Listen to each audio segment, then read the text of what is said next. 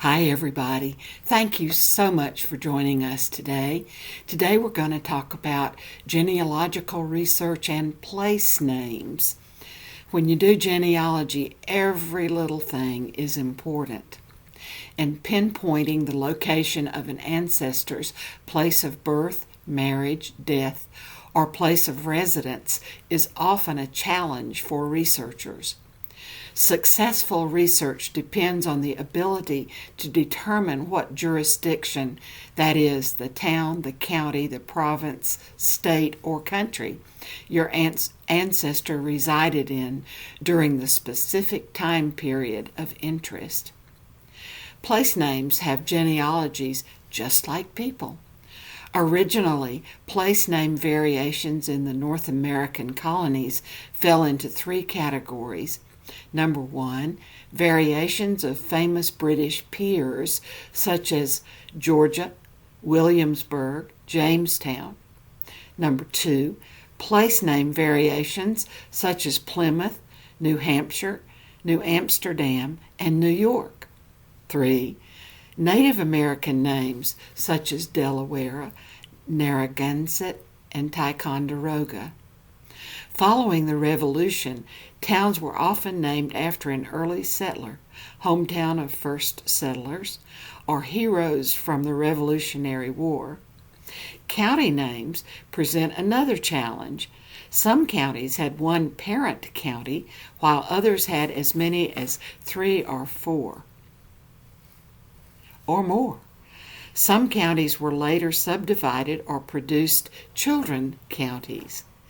Generally, records created up to the time of the split would be kept in the old or parent county. Records created after the split would remain in the custody of the newly formed county. Your ancestors may have lived in the same house or farm for many generations, yet by virtue of multiple subdivisions of boundaries over time, they will appear in records for each county that had jurisdiction over their land at various points in time. I have an ancestor just exactly like that, and he has lived in a bunch of counties, but he never moved an inch. Because many states in America have towns and counties of the same name, you must determine which state the ancestor lived in to narrow down your search. This factor often applies in foreign countries as well. Counties and provinces are political subdivisions of states and countries.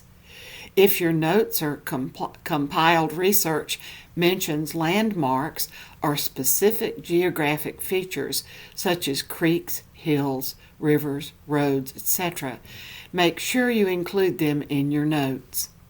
Their current boundaries will seldom match these from various historical periods. Boundary changes are a common occurrence in genealogical research. Another challenge involves place names that are both difficult to pronounce and to spell.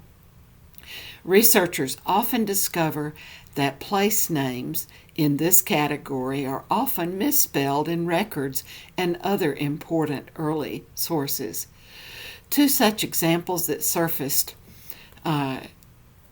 long ago involved Nacogdoches, Texas, Nacogdoches, Nacogdoches,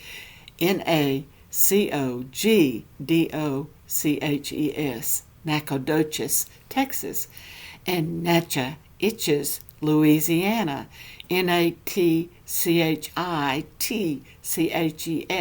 Louisiana. We had a patron at the library where I used to work that brought in their family Bible, and the entry only said Natchitoches as the place of death. In European research, hints about an area may be gleaned from the definition of prefixes and suffixes of a place name. Most North American place names can be traced to colonial European or Native American origin. In North American place names, the influence would depend on the nationality of the settlers. Most early names would be of Spanish, Dutch, English, French, or even Scottish origin. There are many kinds of place name finding aids. Those perhaps most useful are cartographic databases, gazetteers, postal guides, and place name studies.